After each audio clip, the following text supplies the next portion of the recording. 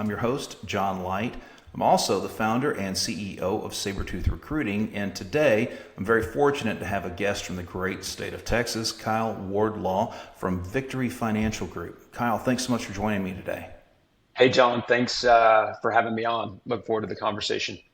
Yeah, I think we're going to have some fun, Kyle. I mean, we're both experiencing similar weather right now. I mean, we have that in common, right? Um, Yes. Tell me a little bit about you and Victory Financial Group, because I know you guys are relatively new, but you have a lot of great things going on. So why don't you bring us up to speed? Maybe give us a minute or two overview. Sure. Yeah, I've been in the financial services, wealth management space for over 20 years. Left a 10-year span at a large distribution company in financial services to branch out and start a company with my business partner, a guy named Jeff Davidson, at a similar inflection point in his career. So 2 years ago, we came together and scratched out over a breakfast a business plan and some ideas around how we think distribution in the financial services space should look. And we launched Victory Financial Group in May of 2023, so 2 years ago. And we're 2 years in, 40 advisors, $1 billion of assets under management, and looking to double that again in the next 12 months. Oh, wow. So you're picking up the pace then on growth. Yeah, we've been very, very fortunate. I think a lot of it has to do with our model and how it's resonating with financial advisors. We didn't set out to be disruptors in the space. We Mm-hmm. really just set out to build the business and do it what we felt like is the right way. And the results are speaking for themselves. And advisors are voting with their books of business and moving their clients and their assets over to our platform. Well, let's talk about that for a second. Maybe approach it from the perspective of what's that big gnarly problem that you guys set out to solve, and how does what you're doing bring a solution to the table that's, if not novel, is certainly attractive. Sure. So one way to think about it is like with the alcoholic beverage distribute, like the three-tier distribution system that exists for alcohol. It's Mm-hmm. very similar in financial services. It's very hard for an end client to go direct to a product manufacturer, someone that puts together mutual funds or ETFs or annuities. Largely, those product manufacturers look for distributors to distribute their product Mm-hmm. to the marketplace. So distribution for annuities and life insurance and financial products has existed for over a century. And what's happened is you have people that will create these distribution systems. They'll recruit advisors, financial professionals to those distribution systems. They build great enterprise value off the Mm-hmm. backs of hundreds, if not thousands, of advisors. And then private equity has started to come in and say, "Hey, this looks like really attractive, really profitable business," and paying big multiples, 10, 12, 15x multiples on these distribution companies. What happens is that once private equity comes in, first, the value of that distribution is built off the back of advisors and their Mm-hmm. clients. And then the executives at the top are the ones that reap the benefits on those transactions. After that first transaction, the first private equity comes in. Um, Largely, it's not a buy and hold strategy. They're looking to flip within 3 to 5 years. So they're looking to juice up the company, skinny it down, and then flip it. So what that does is it creates this cycle where advisors now and their clients get sucked in, and they're going through change every 3 to 5 years as the private equity companies exchange hands. Mm-hmm. And those multiples keep getting paid, but the advisors that are creating the value, they're not seeing any of that.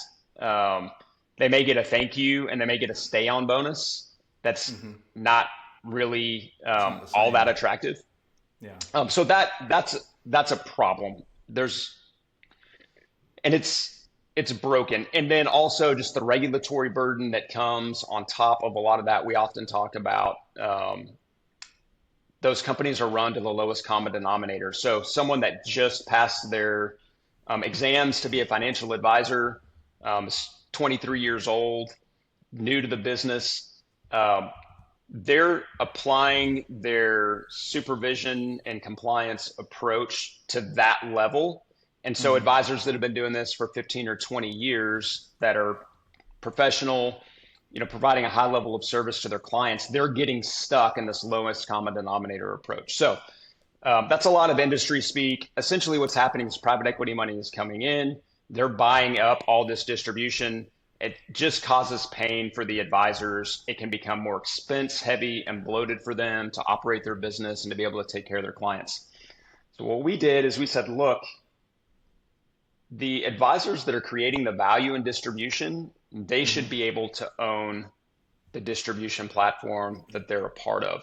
So what we're doing largely in the marketplace is unique, but it's not a new and novel idea. You look at law firms or consulting firms or CPA practices, a lot of them run on a partner model. And we said, well, let's just adopt that and bring that into our industry. So we give advisors the opportunity to become partners at Victory Financial Group if they produce at a certain level. So it's just math. And if you become a partner, then you're entitled to participating in a profit sharing pool that we have every year.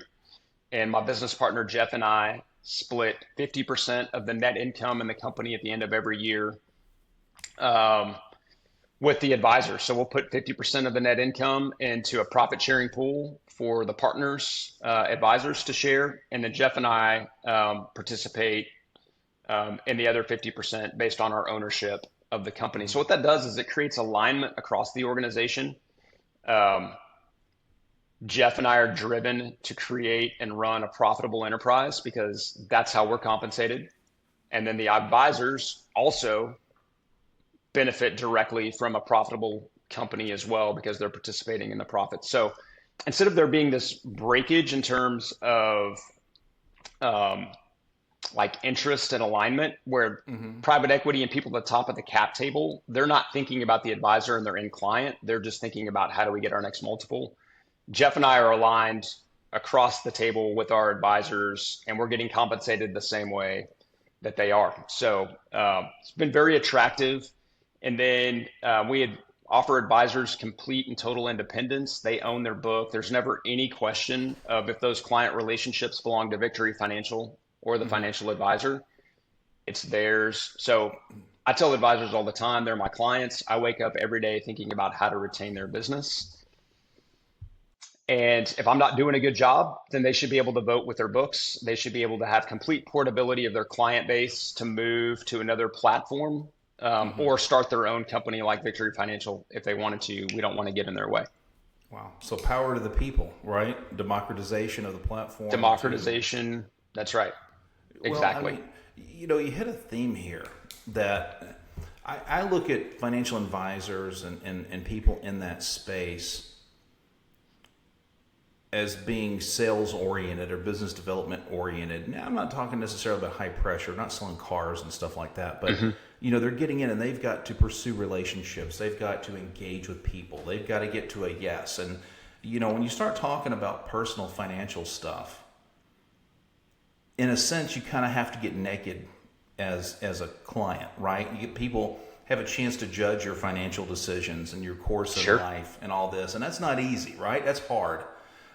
It makes a lot of people it makes me nervous. You go apply for a mortgage, you go to the bank, I need a line of credit, or you do this or do that. And people are putting you under the microscope and it's unpleasant. But you have someone who's really exceptional at building trust, building a rapport and a relationship, delivering great service. And then you have these financiers that come in, basically, where you're talking about the PE firms and whatnot, but financier and just general, and they're making money off of money. But the core of it really comes down to you have advisors that get out and connect with people, that build trust, that build rapport, that build relationships, and bring these dollars in where now they can be managed and there's opportunities to make a buck, so to speak. it's a difference between somebody actually doing the work and somebody betting on the derivative of the work, in a sense. And Sure. I've always known as someone who has been in a field where a lot of people who succeed are very good individuals when it comes to sale, very good individual sales contributors. You always hate it when you think, man, it's so doggone inefficient. Why can't I get that and do it better? Right. So imagine you have a lot of advisors who have that mentality, and it's got to be a breath of fresh air to come in and say, oh, well, wait, maybe I can't do it better than these guys because they're doing it from the same standpoint or mentality I'm coming from. And I imagine that's hard to walk away from as an advisor when Yeah. you find that kind of alignment. Yeah. Our advisors and advisors for the most part, whether affiliated with Victory Financial or not, it's a highly relational business, right? Mm-hmm. Brokers and financial professionals 20, 30 years ago, it was more like sales driven and like commission based. Mm-hmm. Now you know, I'm going to charge you an annual fee and we're going to have an ongoing recurring relationship that's not based on a series of transactions periodically. It's this, symbiotic long-term relationship. Let's be in this together for the next 10, 15, 20 years. Let's define your goals. Let's chart a path, and let's go achieve those. So you have to be really, really good with people. It is very vulnerable because you are sitting down in front of them and talking about their goals and dreams. Mm-hmm. And it is sometimes uncomfortable to lift the veil a little bit and let people into your financial situation, right? And expose some of those things because we can be a little self-conscious or embarrassed or ashamed of maybe some decisions that we've made, or maybe our savings account or our emergency fund isn't as built up as maybe conventional wisdom would suggest. So I think a lot of people are just sometimes limping around, and you get a good advisor that can extract out like what's important to them and then help them get on a path to achieve things that are important to them. And I run across people all the time, people that I meet or people that I know, and I'll tell them like, I think you'd be really great in this career. You've got a lot of really good relationships with people that you're highly relational, and they'll say to me, well, I don't know, I'm not great at math, or I don't know anything about finance. Like, you don't have to know a ton about like finance to be in Mm-hmm. this business. If you're good with people, you can learn the tax efficiency, tax strategies, tax planning, how to allocate. Um, and that's not to discount, like, there is a professional element to it, but Yeah. that piece, like, you can come in and learn that pretty quickly. And then there's also people in firms like ours that you can lean on who are the investment specialists. So you don't have to be really tactical and know the ins and outs of the 5, 10, 15-year returns on a fund. We've got a team of investment managers and portfolio managers behind our advisors that are in the weeds on all of those things and can engage with the clients and have those conversations. So, um, some advisors love that technical, more in-depth component to the business, but it isn't necessarily a prerequisite that you have to be interested in it or have great Mm-hmm. command of that, because there are other people that can support you and help you in that endeavor. As long as you're good at really getting clarity with that client on where they want to go.